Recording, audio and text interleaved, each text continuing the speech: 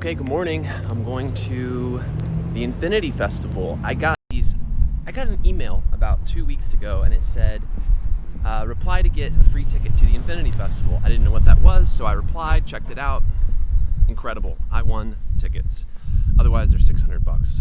I'm going right now, and it's going to be great. It's going to be a lot of fun.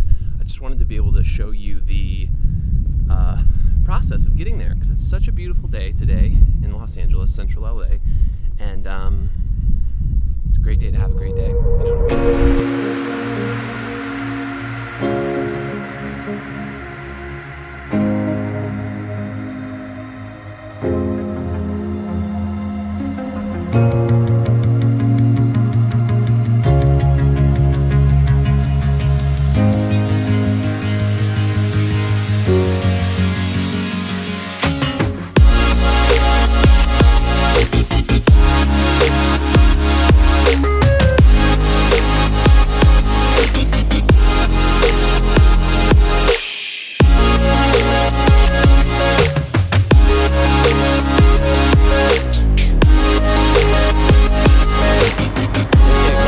You know what I stop, but rode all the way to Hollywood so you guys can see some of the stars on the ground, getting out my badge, and we're gonna go into the Infinity Festival. Let's check it out. They gave me this hat yesterday. I'm gonna leave it in the bag so I don't look like a complete tool.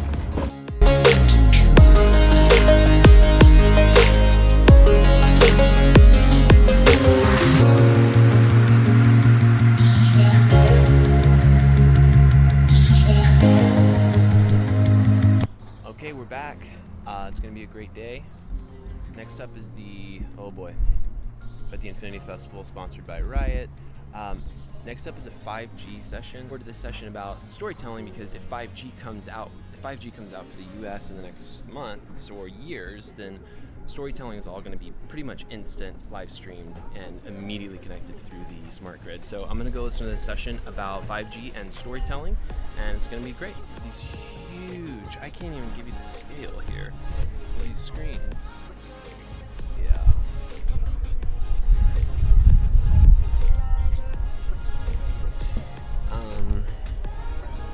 The other thing is, so yesterday when I was in here, they have these, basically everybody who is new in or active in the VR space,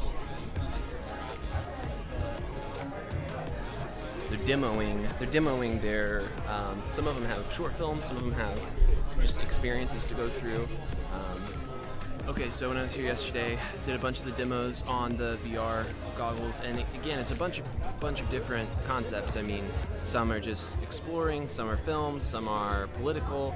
But let's go find the main stage and see the session on 5G. That's going to be the most exciting thing for me, which is next up. Okay, guys, I'm going to drop in the video from Nigel talking about 5G. I'm going to cut it a little bit short because it's extremely long, and he brings up some guests. So here's a little bit of the video of the head of content from Ryot Media, from Ryot, which is part of Verizon Media, and talking about 5G. So check it out.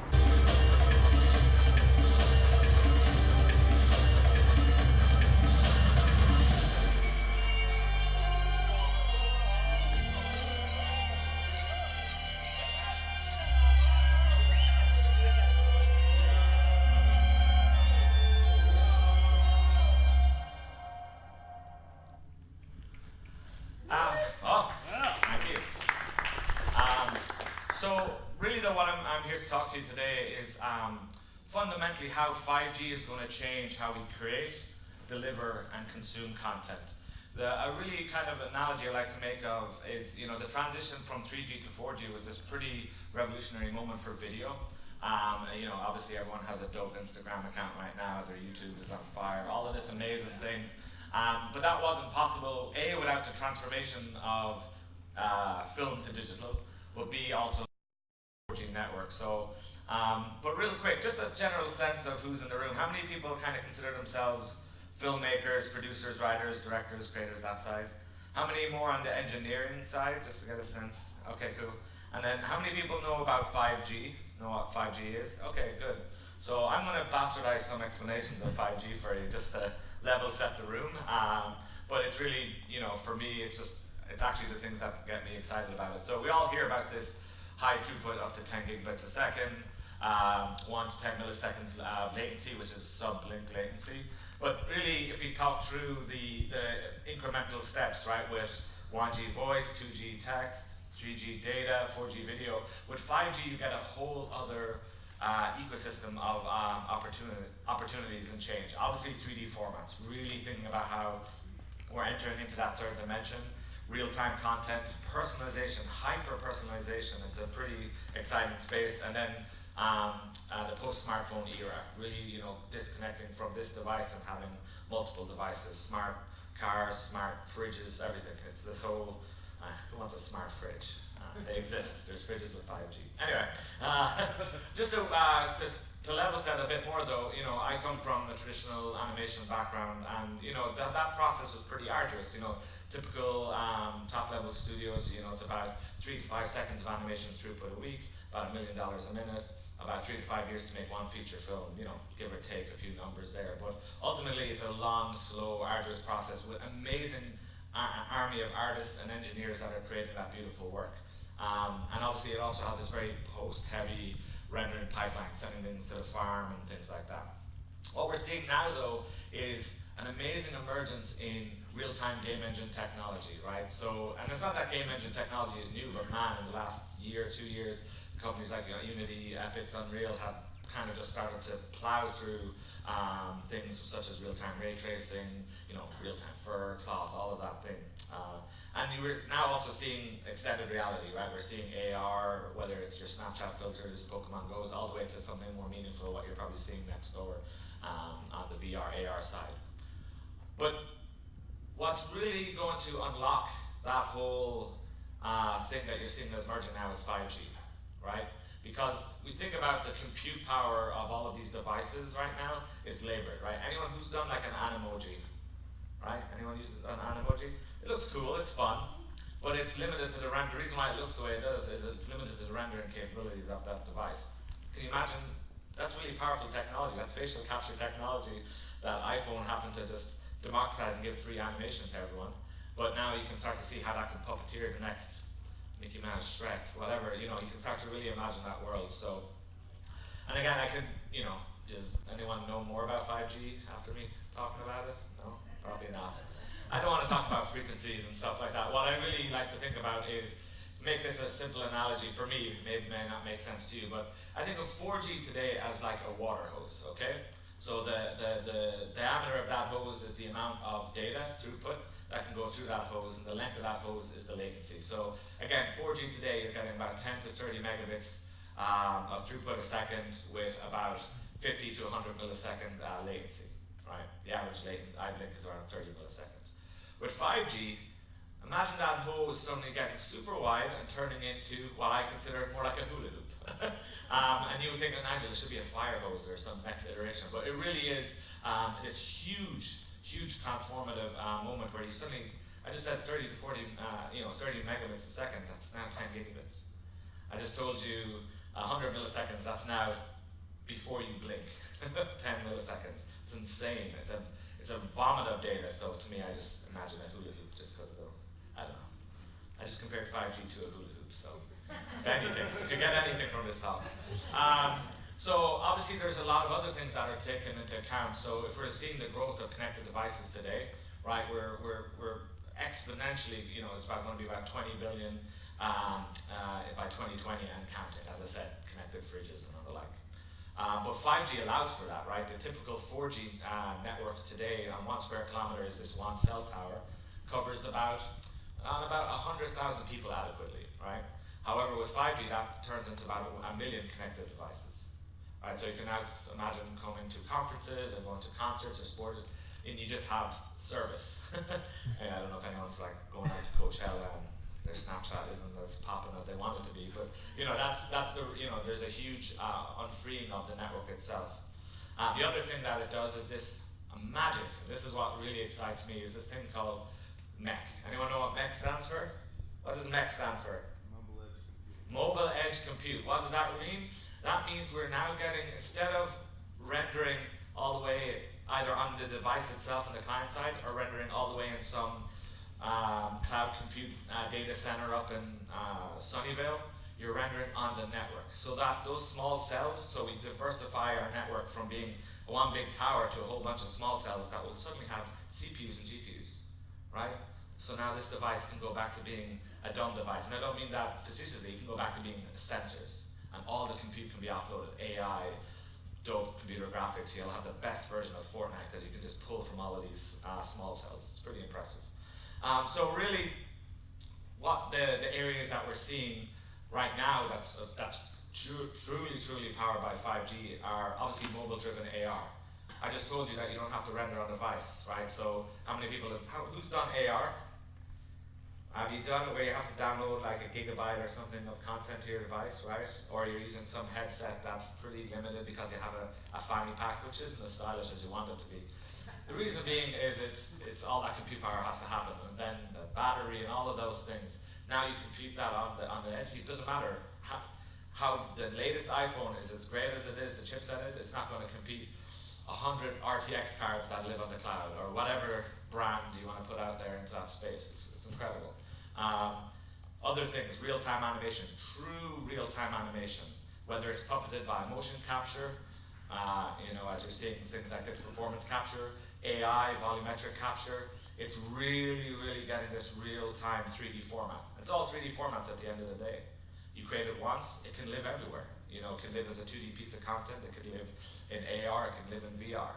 Coming from a feature film background, you create the character once, and then you have to create another version for the McDonald's commercial, you have to create another version for the mobile game, and this game, you have no it's like a terrible amortization business in that sense. But now with the rise of game engine technology and streaming on 5G, you can start to really see how you have these characters, living on a red carpet or press junket or whatever that may be. And that's, again, digging into location-based experiences, hugely uncoupling that opportunity. And on the void or those things, they're amazing moments, but you can still see that there's a lot you can see the next iteration as you're doing that current iteration, which is exciting. It shows a lot of growth in that space. But you want to be able to get to a smaller form factor, get to a freer environment, get to a better, richer. So actually, real quick question. How many have done VR? Okay. Keep your hands up if you've liked the VR experiences that you've done. That's good. Okay. All right. What would you say? Just shout out, what's the worst thing about VR right now? The headset. The headset? What else? It's uncomfortable. Anything else? Visually, anything? Too many shooter games. That's interesting. I like that. I don't know if 5G will solve that, but I mean, yeah, headset, the device, it's burdening, right? It's the resolution, but then even the game, like the quality, again, we make hundreds of VR pieces, but every time I watch one, I'm like, I want it to be better. Like the pieces that we have here, I just want it to be visually richer, and because I come from feature film back when I saw the beautiful images that were rendered, taken care of, and I just want that now. And that's something that will truly get uncoupled in that space. So of course, in the VR side of things. And then one kind of iteration on top of that is AR broadcast. And I mean that, has anyone seen, the Weather Channel does a great example of this. So typically a green screen, you have here's where all the tornadoes come in or whatever. But the Weather Channel uses a system called NCAM where they brought the tornado into the studio and got to explain about that. You're really contextualizing the news, you're contextualizing sports, things like that. That's a huge opportunity where I can then, as a viewer at home, personalize that content. It's really exciting. But all I just showed you is stuff that's happening now. It's all now. So how does 5G really enhance this? And I kind of want to showcase some areas that I'm really excited for, and probably some of the stuff that you're seeing here and with partners. Digital humans, whether it be digital celebrities like Little Michaela or digital influencers, even the work that you see just in Weta's most recent Gemini Man. You're starting to see this high fidelity, beautiful, rich character content. But, rather than just streaming it, rendering it and sticking to a frame, you're starting to see real-time content. An amazing partner of ours, Digital Domain, this DigiDog, he's hosting live right here. You're seeing real-time cloth, real-time hair, and he's just straight to tape. It's pretty impressive, right? So you start to see where that accelerant is happening in the content side and the game engine side. Now imagine that streaming. Similarly, another partner of ours, McKinnon Scott, we may have seen Bowie over there. You know, I'm doing amazing visual fidelity in this, but again, if you were to render this on device, it's just not possible, right? You'd have to deliver me a video or something like that, or download a huge amount of data. But with 5G, that truly opens up. Another thing that's really exciting about 5G is immersive filmmaking. You know, this is obviously just showing some examples of people working in VR.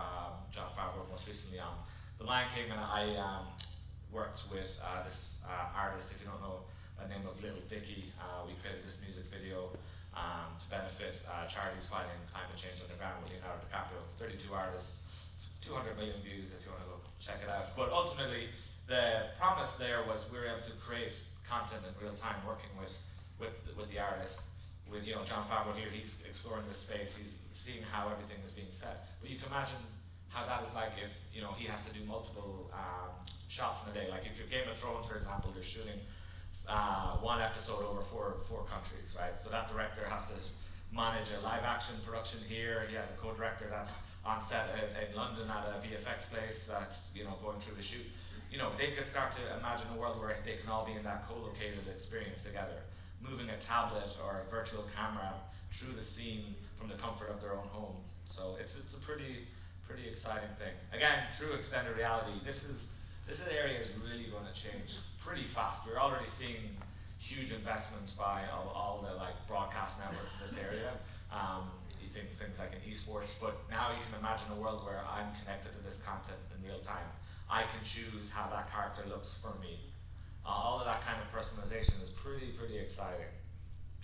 And that goes to this part, personalization of content. For as long as storytelling has been around, personalization is what's made us excited about it. Whether it's sitting around a fireplace and being engaged, being in a movie theater, blacked out, I feel like I'm part of it, all the way to, did anyone ever call a radio station to play a song? Anyone ever done that?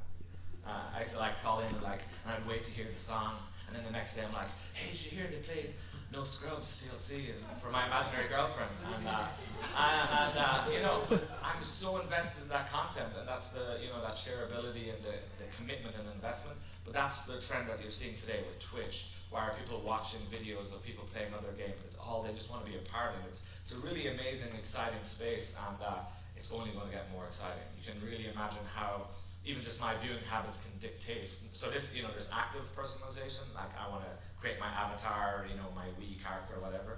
But then there's passive content. I might like to be watching anime characters. So suddenly the content is rendered to look like an anime for me, while it's rendered to look like live action for you. It's totally possible. Because we're changing the world from shifting to video. If you take Bandersnatch, where we're just shooting a personalized choose your own adventure, but you're still choosing between videos. Instead of sending you video packets, you're sending environments, you're sending game engine environments. And so I can choose and engage in the way I want to do it. And so that's why I kind of believe in this concept of the mobile phone being, and multiple mobile connected studios, multiple devices. So again, I just told you that transition of digital, from filmmaking to digital, film processing, right? To create a filter, you'd have to bleach it, and you get all sorts of chemicals, and now you can just swipe right on Instagram and it looks all pretty. We're consuming that, we're swiping through it, watching content and delivering, all right? It's a huge drastic change, all because of the mobile device with that film to digital transformation. I'm saying that's what's going to happen with 5G and animation in general. I just told you about the facial capture that's in an iPhone. That was the same facial capture system we use that for filmmaking at DreamWorks and other animation studios. And it's now democratized, and by the way, it does body now, the latest iPhone. You can start to see how that world is going to expand more and more. I just told you all the computers going off now. Now again, don't get scared, I'm not saying filmmaking is going the wayside. I mean, the rise of YouTube doesn't mean we still don't go to the cinema, but what that all allowed was a huge democratization of filmmakers that financially or socially couldn't engage with that type of content can now. If I asked you 2 years ago to animate me a face, you'd be like, what? But I can do it today. You pull out your phone, hey, what's going on? What's going on? It's amazing. I just want to really kind of point that out. So we're starting to see these huge shifts in content. So just for the purposes of time, I'm actually just going to show you. We built a 5G studio in Playa Vista, and we create content basically in a daily cycle. So I have a video here, but rather than show you that, I just want to show you a wee message from one of our characters. We have this one show called HypeZilla, and if anyone's familiar with hype beast culture, sneakerhead culture, I'm a victim of it. But it's a very fickle, very drop oriented. I need to know when the sneaker drop happened. But to animate that type of stuff would have been costly and it just wouldn't work for social. But we can do it now in real time. We've had this character host the NewFronts in New York live from our studio, and I just will show you a little bit of him. What's good, Infinity Festival? Let me hear you make some noise! Yeah! I love this energy in the building. What do you get when you combine high-end game engine technology, performance capture, and the power of 5G? You get me, HypeZilla! And I'm only the swaggiest hypebeast in the entire Hyperverse. I mean, nobody does it quite like me. You see the shoes, you see the pants, you see the swag. I mean, I might just be the flyest guy in the building. Nigel, how are you? I didn't even see you there. You look good. And let me ask, do you leave behind Lucky Charms with every step of those highlighter boosts you take? I mean, you do. I know it. You look like the green Teletubby. Okay, I'm sorry. Let me ask. Did you have to sell your pot of gold so you could afford those shoes? You did? I knew it, because those shoes are expensive. Listen, y'all, he got money.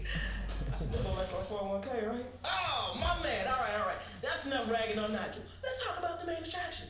Me. I'm going to let you in on the magic. You see that dude right there? Talking like me? Walking like me?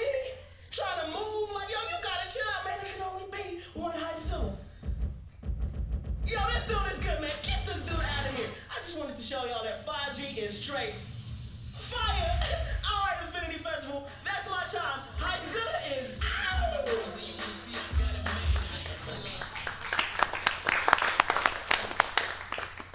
Now, if I was at another studio and asked them, can I take a character and a bunch of animators to animate something like that, they would have probably laughed at me and it would have taken 4 months. We were just able to throw that in and just do that, right? And obviously we saw the stage there, but we have a version of this character working off of mobile devices, right? So it's really, that show, we write our Zoom in the morning and we deliver by 7 p.m., right? That's that type of process that we're working towards. And you can start to see that scale. Again, obviously it's a single character, single environment, but you can start to really imagine how that changes. And then the last part of that I just want to talk about is, again, as a sneakerhead, right, he's wearing whatever attire he's wearing, but imagine personalized content just from an ad scale perspective. He could be wearing, because I'm into Nikes based on my search habits, he could be wearing Nikes for me while he's wearing Adidas for you and Jordans for you and Converse for you.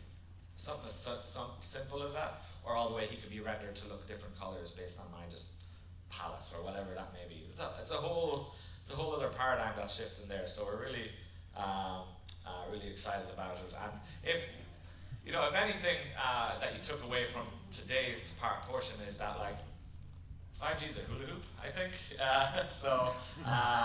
Think about that. Okay, that's going to do it for me for today. I'm going to bounce, but it was amazing. Got to hear a lot about 5G and everything from Verizon and their subsidiary Ryot. They really gave a lot of information on just what the next evolution is, not just for technology, but thank you very much. Have a great day. See you later. Thank you, too. But outside of that, I'd say the biggest takeaway is that user-generated content, which is what I'm more interested in, because that's what this is, needs more AR and VR, not necessarily tools, because there are already some tools, but needs more use from AR. So anyway, thank you Infinity Festival, thank you Ryot. It was an amazing experience. I can't wait to come back next year and learn more and hopefully be in a different stage of the game at that time. So